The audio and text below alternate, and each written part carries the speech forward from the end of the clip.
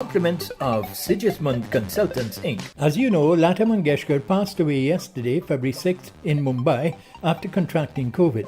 She became the most recorded voice in history. Lata Mangeshkar had recorded 50,000 songs in 14 different languages. The Nightingale of India, as she was known, won a Guinness World Record for the same.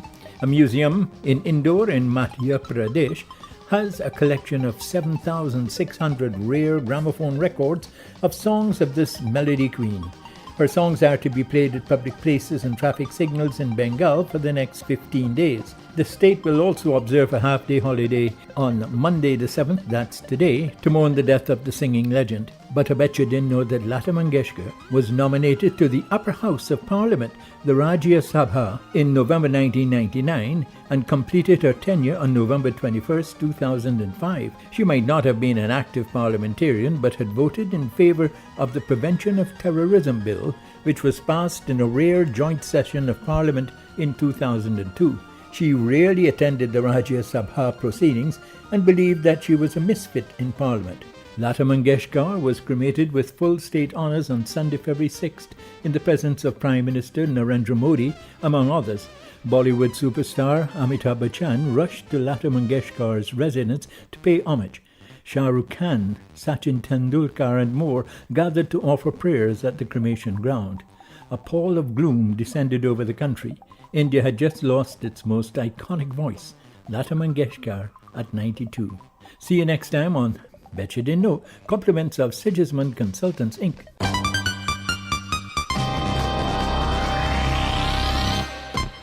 Drink Pepsi Black for max taste, no sugar. Pepsi Black time, 18 hours.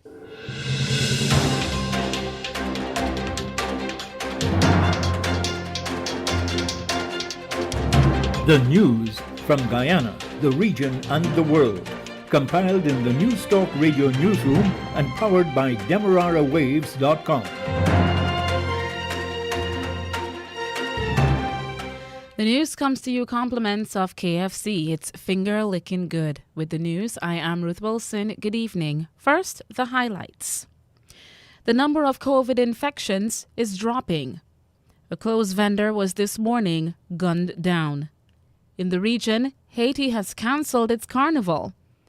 And Jamaica has its offerings a hefty cash rewards to get illegal guns off the streets.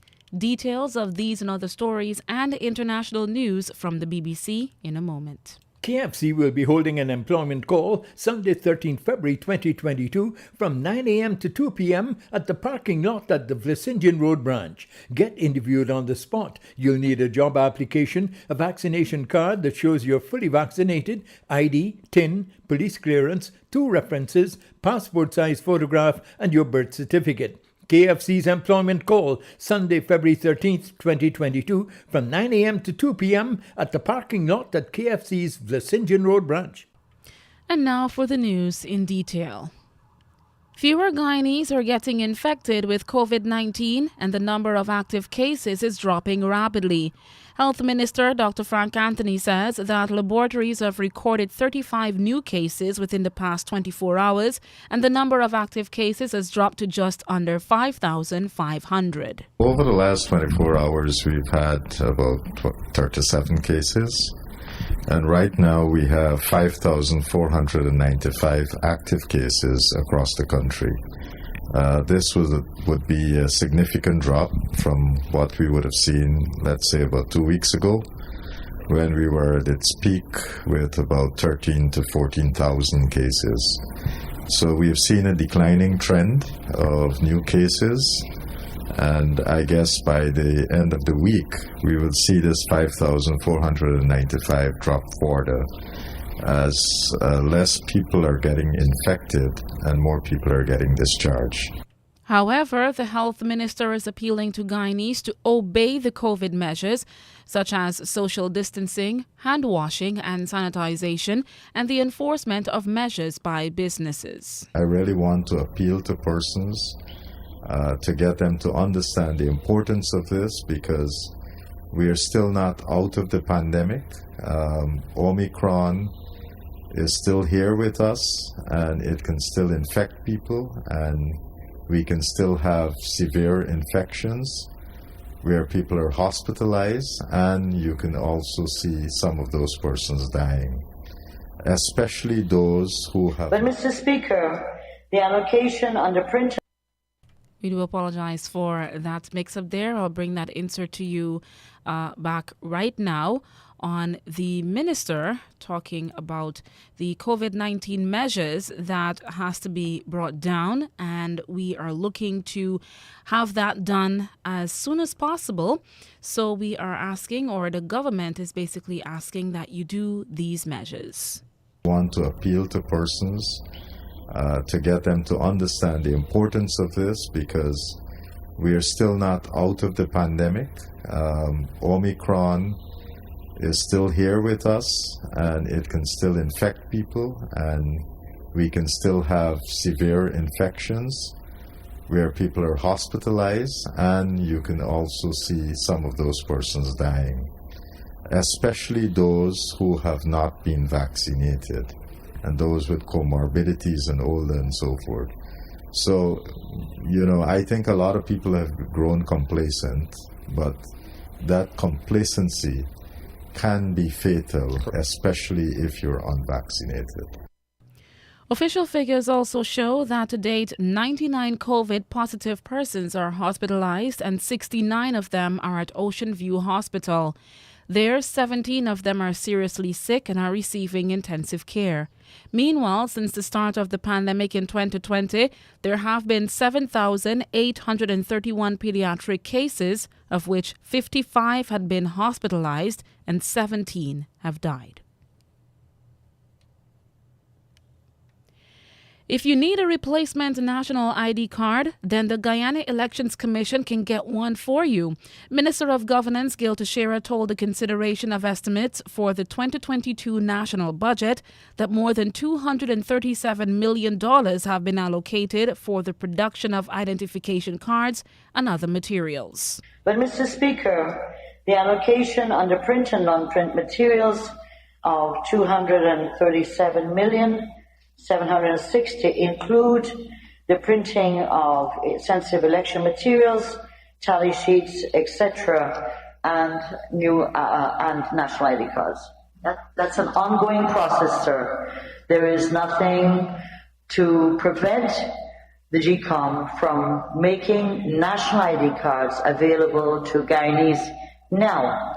Minister of Governance and Parliamentary Affairs, Gil Teixeira. The Guyana Elections Commission has begun internal work to prepare for local government elections later this year. Already, Local Government Minister Nigel Dharamlal has said that the polls for the towns and neighborhood councils will be held this year. Responding to questions from opposition, a Partnership for National Unity Alliance for Change, APNU-AFC parliamentarian David Patterson, Minister of Governance Gil Teixeira said that GCOM's Secretariat is crafting a local government elections plan to be taken to the 7-member commission. Mr. Chair, can I assume that the Honourable Minister is saying that the GCOM has not decided or made a preliminary estimate of which quarter local government elections shall be held? GCOM has stated that they're preparing a roadmap which they will go to the Commission, and the Commission will make the determination of when they would be ready to commence, and obviously then inform the President of their readiness.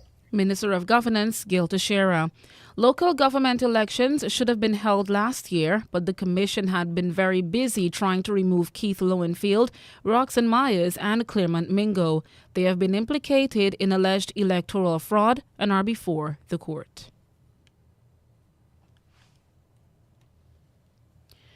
A clothes vendor was shot dead early this morning in Georgetown. Police have identified the victim as 24-year-old Carlos Deshaun Wade of Lot 2 Norton Street, Workinrust, Georgetown. He was gunned down at about 4 a.m. at Lepole Street between Breda and Smythe Streets. According to police investigators, the now dead man and several friends were consuming alcohol earlier in the night in Charlestown, after which Wade then told them he was heading to a popular bar and left. Police say that Wade showed up at a popular bar on Breda Street in the company of an identifiable male who became involved in an argument with several males at the bar. Investigators say the argument caused him to run east on Leopold Street towards Smythe Street, with the men giving chase, during which several explosions, suspected to be gunshots, were heard.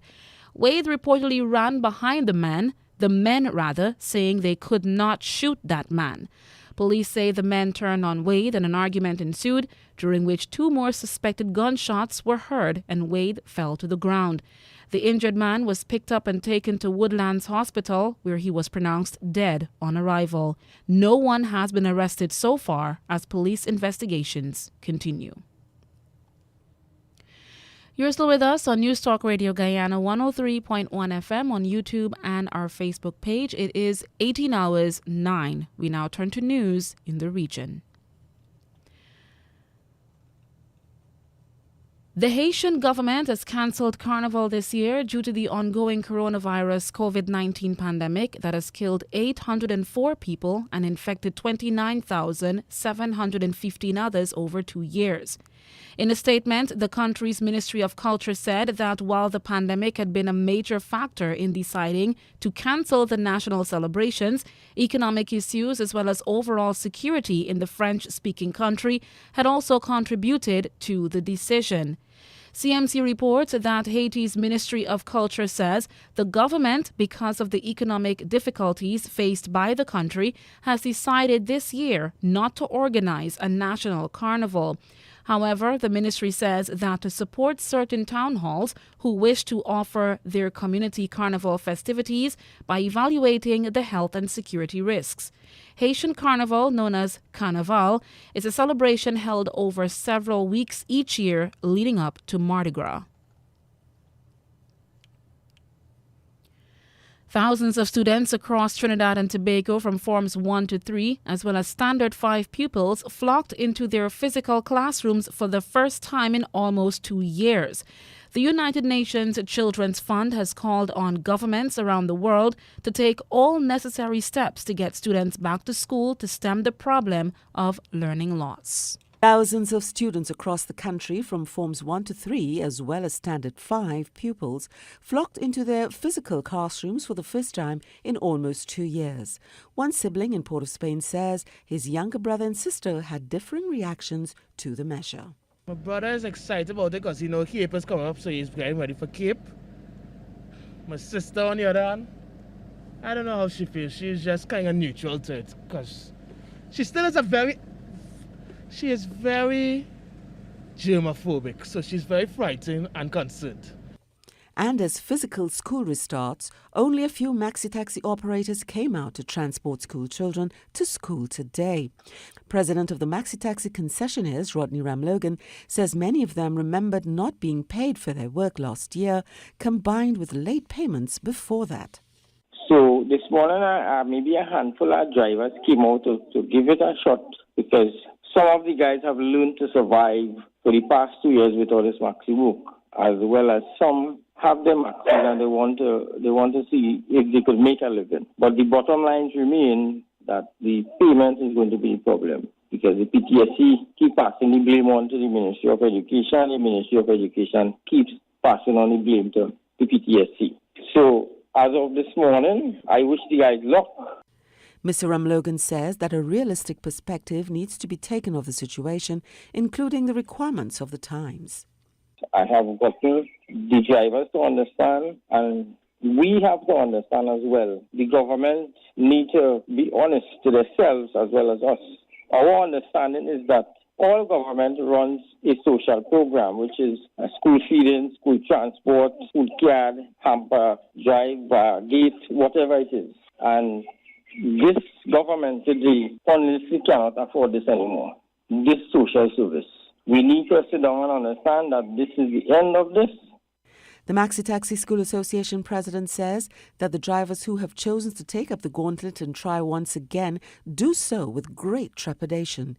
He says because he and other members are aware that they are not at the top of the barrel when it comes to payments for their work, they will continue to move away from this field. The Trinidad and Tobago Unified Teachers Association, that's TUTA, believes that not enough consultation between them and the ministry was done before the return of Forms 1 to 3 to physical school. Speaking on TTT's Now Morning Show, First Vice President of TUTA, Marlon Seal, said many of their suggestions were not implemented. We are asking the ministry, let us have a real consultation about these matters. Let us meet so that we can have a meeting of ideas, meeting of minds, and even in an imperfect situation, let us together find a way forward. He said the public service follows the 6 feet distancing rule and the same should apply to schools. They are suggesting for the only part of the CDC recommendations where they have the 3 feet in schools, that's the only part they took out. That level of hypocrisy we cannot accept, because if we are going with CDC recommendations, then we should also go with the 5-day turnaround time. Then we should. Jamaica's Prime Minister Andrew Holness has announced a new Get Every Illegal Gun campaign, with a reward system being in place, allowing for as much as $3,200. CMC reports that Mr. Holness says that the initiative is part of his administration's fight against crime, and that as much as $1,600 and $3,200 will be paid for illegal weapons. The Prime Minister said, urging the public to call the relevant authorities and report any instances of illegal guns, as well as the location of gunmen. Last week, the government announced plans for launching the new incentive-based campaign to reward people offering information leading to the seizure of illegal guns and the arrest and charge of wanted people. The National Crime Prevention Fund, which operates Crime Stop, already pays for tips, but the National Security Council last week agreed on the development of another robust national campaign against illegal guns and gangs. In 2019, Crime Stop received 1,020 tips and 679 in 2020, which resulted in total payments of almost $90,000. The announcement by the Jamaican Prime Minister came less than 24 hours after law enforcement authorities seized 13 guns, including 10 high-powered rifles, during an operation. The police said 2 submachine guns and a pistol were also found, and that a man was killed during the operations. Jamaica recorded 1,463 murders last year and has registered more than 112 murders so far this year. Prime Minister Gaston Brown has told the opposition United Progressive Party that his son's wealth is not his own. Antigua Newsroom reports that Mr. Brown says the opposition is constantly making his success as a businessman an issue on the political campaign. He says that several years ago he had purchased 4 acres of land while he had been in opposition, constructed a mall, and transferred the property to his son. Part of the building is being rented to the government. However, the Antigua and Barbuda Prime Minister says nothing is wrong with his son earning government money from the property. And if my son get a little $30,000-$40,000 a month, is that a problem? All kind of people rent to government, all kind of people have contracts with government. I mean, the government rents about, $50-something million between the public, the central government and statutory organizations pay out nearly $50 million a month in rent. And if they're renting a property for my son and he gets $30,000-$40,000 a month, what is so vulgar about that? Antigua and Barbuda's Prime Minister, Gaston Brown. Before we head over to international news, one final local story. A gold miner of Light Street, Georgetown, has been charged with almost 300 grams of marijuana for the possession of trafficking. Chief Magistrate Ann McLennan granted 51-year-old Derek Cox bail on the sum of $100,000 bail. Mr. Cox, whose address is 105 Light Street, Georgetown, has to return to court on March 14. The case has been transferred to the Camarang Magistrates Court. Police say that February 4 he was charged with the offense. Investigators have said that following a tip-off, they had gone to Cox's home in Imbamadai, where a search unearthed a quantity of seeds, leaves and stems suspected to be cannabis sativa stashed in a 5-gallon bucket. Police say he was told of the offence committed, cautioned, and he admitted to the ownership of the narcotics. At 18 hours 18, we now bring you the international news from the BBC. Hello, I'm Chris Barrow with the BBC News. President Putin has said both Russia and France have common concerns about security in Europe as he holds talks in Moscow with President Emmanuel Macron of France. The discussions are focusing on the continuing tensions over Ukraine. From Moscow, Caroline Davis reports. What was described earlier by the Kremlin as likely to be substantial and lengthy talks. There were images of the two sitting down at the opposite ends of what looks like a very large table. President Putin began by talking about the fact that this was the first time that they'd sat down together over the course of the last 2 years. Crucially, what is getting some attention already is the fact that President Putin has said, we have common concerns over what's happening in the sphere of security in Europe. I would like to thank you that France always takes the most active part in drawing up fundamental decisions in this area.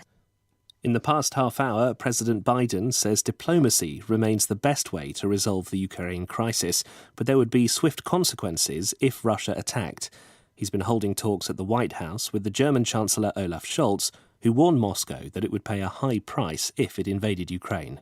Barbara Plett-Usher is in Washington.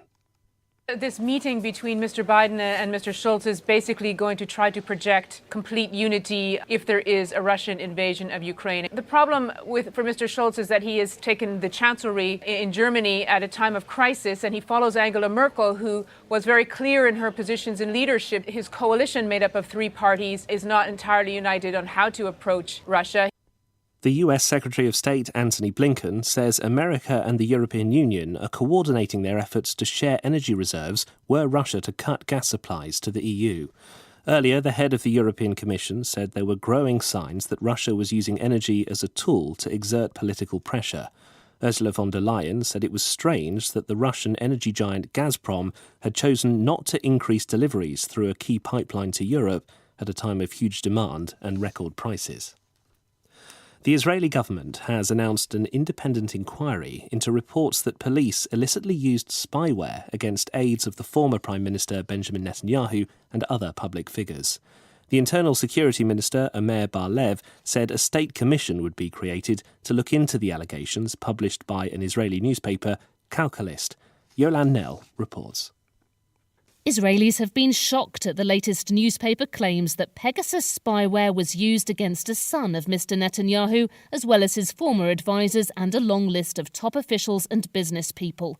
Previously, the paper claimed that the Israeli software had been used by police against anti-Netanyahu protesters. The reports apparently describe a grave situation that's unacceptable in a democracy, Naftali Bennett said, pledging government action. This is the World News from the BBC. The United States has offered a reward of up to $10 million for information leading to the identification or location of the leader of the Islamic State militant group in Afghanistan. Washington believes Sanaullah Ghaffari was responsible for a deadly bomb attack on Kabul airport last August during the US military-led evacuation of the city after it fell to the Taliban. More than 150 people, including 13 American soldiers, were killed in the suicide attack. Kenya's Forest Service says a huge fire that raged for 3 days through the Abu Dair Game Reserve has been extinguished.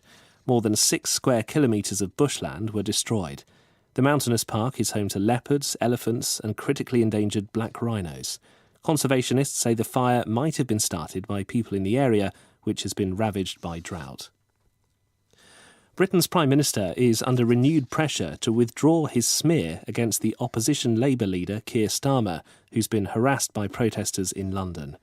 Boris Johnson has been heavily criticised for his false claims in Parliament that Mr Starmer failed to prosecute the serial sex offender Jimmy Savile. This report from Ione Wells.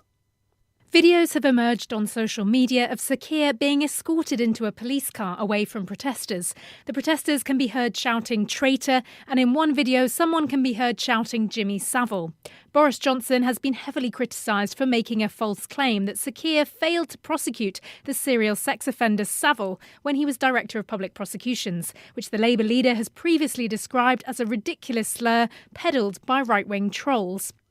Ecstatic fans are on the streets of the Senegalese capital Dakar to welcome home the national squad, which has won the Africa Cup of Nations for the first time. Huge crowds of people danced and sang as the victory bus paraded through the streets.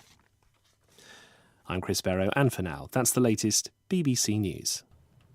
And that's the news to the moment. KFC will be holding an employment call Sunday 13 February 2022 from 9 a.m. to 2 p.m. at the parking lot at the Vlissingen Road branch. Get interviewed on the spot. You'll need a job application, a vaccination card that shows you're fully vaccinated, ID, TIN, police clearance, 2 references, passport-size photograph and your birth certificate. KFC's employment call, Sunday, February 13th, 2022, from 9 a.m. to 2 p.m. at the parking lot at KFC's Vlissingen Road branch.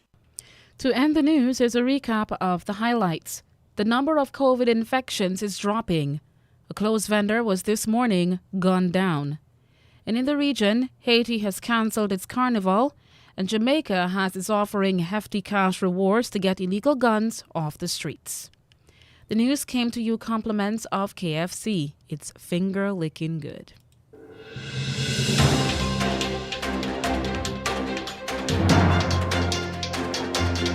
This has been the news, compiled in the News Talk Radio newsroom.